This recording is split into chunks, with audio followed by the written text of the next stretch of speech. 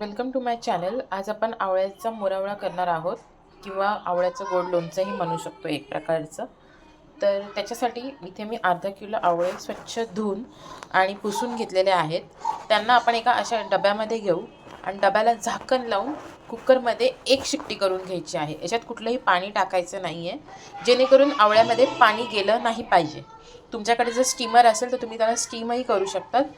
तर माझ्याकडे स्टीमर नाही आहे, म्हणून मी अशा प्रकारे ह्या डब्यामध्ये हे आवळे जे आहेत ते असे बंद करून आतमध्ये पाणी नाही गेलं पाहिजे, डब्यामध्ये पॅक करून कुकरला एक शिट्टी करून घेणार आहे. इथे मी गॅसवर कुकर ठेवलेला आहे. कुकरमध्ये मी थोडंसंच पाणी घेतलं आहे आणि आता हा जो डबा आहे ज्याच्यात आपण आवळे घेतले आहेत तो आपण अशा प्रकारे कुकरच्या आत ठेवणार आहोत. तर बघू शकता डब्याच्या आत पाणी नाही गेलं पाहिजे, पाणी बऱ्यापैकी खाली आहे हे बघा. आणि डबा असा आपल्याला ठेवून द्यायचा आहे. आता याला आपण झाकण लावून एका शिट्टी एक किंवा दोन शिट्टी फार तर, जेणेकरून ते आवळे सॉफ्ट होतील आणि आपल्याला मग पुढे त्याला मोरावळा करायला उपयोगी होईल. तर याच्यासाठी आपण याची शिट्टी करून घेऊ आधी. अर्धा किलो आवळे आपण कुकरला उकडायला ठेवले होते, ते आता छानपैकी बघू शकता शिजले आहेत. तर आपण आता यांना काढून घेतले आहेत. मी सांगितलं होतं की एक शिट्टी कुकरला, पण कुकरच्या प्रत्येकाच्या साईजवर पण डिपेंड असतं, त्याच्यामुळे तुम्ही तुमच्याकडच्या कुकरचे कोणाला 2 शिट्ट्या कोणाला 3 शिट्ट्याही लागू शकतात.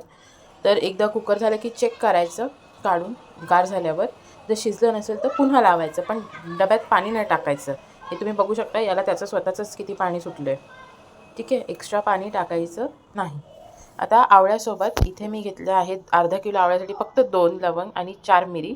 तुम्हाला हवं थोडं स्पायसी अजून तर अजून घेऊ शकतात, पण थोडंसंच एक नावाला हे आहे.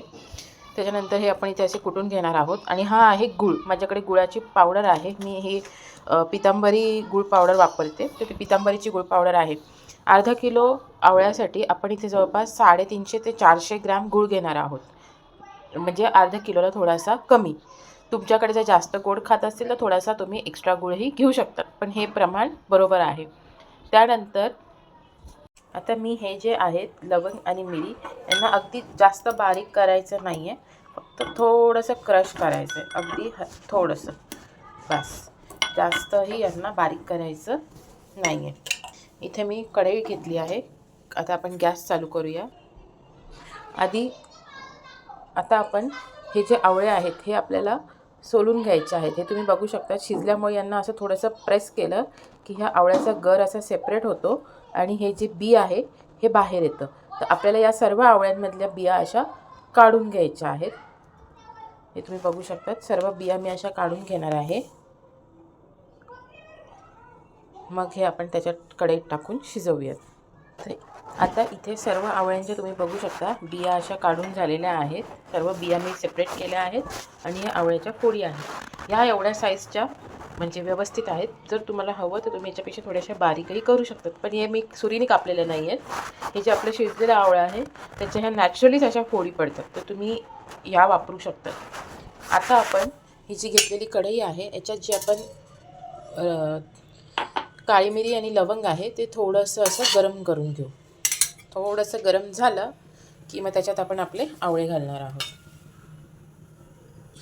गरम कसं झालं ओळखायचं, तर जसं तुम्ही त्याला टाकाल मिरी आणि लवंगला कढईमध्ये, तर एक असा वास येईल त्या लवंगचा जो सुगंध असतो तो येतो. तर समजून जायचं की ते गरम झालेले आहेत. हे बघू शकता.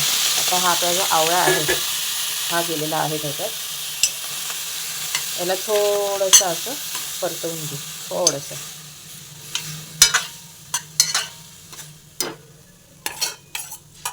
आता याच्यात मी हा जो गूळ घेतला आहे हा टाकणार आहे. तुम्ही बघू शकता छान असा गूळ टाकलेला आहे. आता याला छान मिक्स करून घेऊ. आवळ्यालाही पाणी सुटेल आणि गूळही वितळेल, तसं ते एकत्र मुरेल. कारण आपला जो आवळा आहे तो शिजलेला आहे, आपल्याला त्या आवळ्याला असं शिजवायची अशी गरज नाही आहे. हे तो गूळ जो आहे आपण टाकलेला तो त्याच्या आत गेला पाहिजे. आता इथे तुम्ही साखर नाही वापरावी असं माझं एक सजेशन आहे, कारण जी चव गुळाला आहे ती साखरेने येणार नाही. याला शक्यतो गुळच वापरावा. हलक्या हाताने मिक्स करायचा आहे, कारण आवळा शिजलेला असल्यामुळे तो तुटू शकतो. त्याला मी छान असं झाकण ठेवून शिजू देणार आहे. एक 5 ते 10 मिनटं आपण याला बारीक गॅसवर होऊ देऊ. मग उघडून बघू. जर परत आपल्याला वाटलं तर परत त्याला एक वाफ देऊ. इथे बघू शकतात गूळ आपला आत्ताच वितळायला छान सुरू झालेला आहे. त्याला आपण शिजू देऊ. ते मी झाकण ठेवून देते. त्याच्यातनं आपल्याला कळेल की अजून काय आतमध्ये परिस्थिती आहे. एकीकडे आपला मोरावळा शिजतो आहे, तर तोपर्यंत आपण स्टोरेजचं बघूया. स्टोरेजसाठी शक्यतो चिनी मातीच्या ज्या आपल्याकडे ट्रेडिशनल लोणच्या ज्या बरण्या असतात त्या, किंवा अशा प्रकारच्या काचेच्या बरण्या, किंवा अगदीच काहीच ऑप्शन नसेल तर प्लास्टिकची बरणी. पण स्टील, ॲल्युमिनियम वगैरेमध्ये स्टोअर करू नये शक्यतो लोणचे किंवा हे असे मोरावळे. ह्याच्यासाठी मी इथे बघू शकता छान अशी काचेची बरणी घेतली आहे. ही आतून पूर्ण कोरडी आहे. थेंबही पाण्याचा नाही पाहिजे. जर तुम्ही जे काही लोणचं किंवा हे असं जे सामान जे जास्त दिवस स्टोअर करायचं आहे त्याच्यात जर पाण्याचा अंश असला तर त्याला फंगस लागण्याचं किंवा खराब होण्याची शक्यता खूप असते. त्याच्यामुळे ती बरणी होईल तेवढी कोरडी घ्यावी. छान अशी धुवून, उन्हात वाळवून, पुसून आणि मग त्याच्यात भरावं. आता ही जी बरणी आहे ही मी या बरणीत ते झाल्यावर भरणार आहे. तर अशा प्रकारे ही काचेची बरणी आहे. आता इथे जवळपास 5 ते 7 मिनटं झालेली आहेत. हे बघू शकतात छान असं पाणी सुटलं आहे आवळ्यालाही आणि आपला गुळही वितळत आहे. त्याच्यामुळे हे पाणी आहे. आता हे पाणी आटेपर्यंत आपल्याला शिजवायचं आहे. आता आपण अजून 5 मिनटं झाकण ठेवून शिजवू आणि नंतर मग झाकण उघडून शिजवूया. म्हणजे हे पाणी लवकर लवकर आटून जाईल. जास्तही शिजवायचं नाही आहे, नाहीतर मग त्या आवळा असा रबरी होतो. त्याच्यामुळे ते झाकण आपण नंतर 5 मिनटाने काढून ठेवूयात. अजून 5 मिनटं झाली आहेत. आता आपण बघूयात. हे बघा छान उकळत आहे. त्याला आपण असंच शिजू देऊ. हे थोडंसं हे आता अगदी पातळ आहे.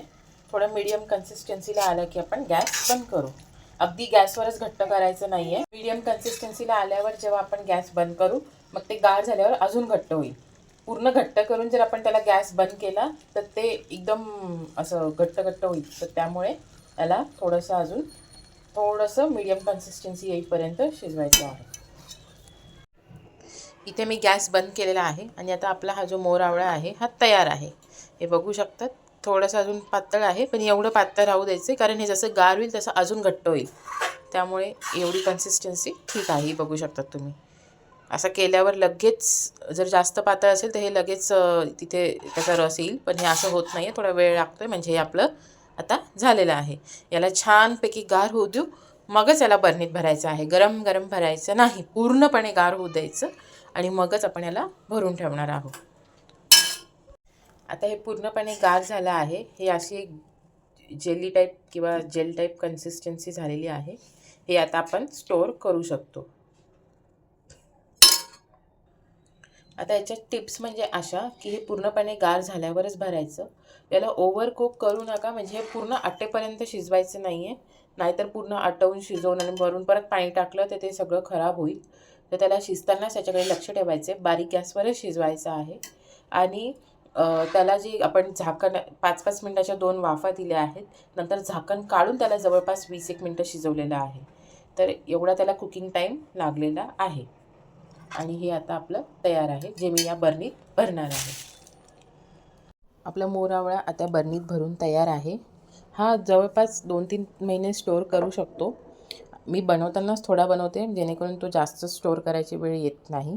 आणि याला शक्यतो अजून 1 ते 2 दिवस राहू द्या, मग खाण्यासाठी काढा, तर जास्त तो मुरलेला लागेल.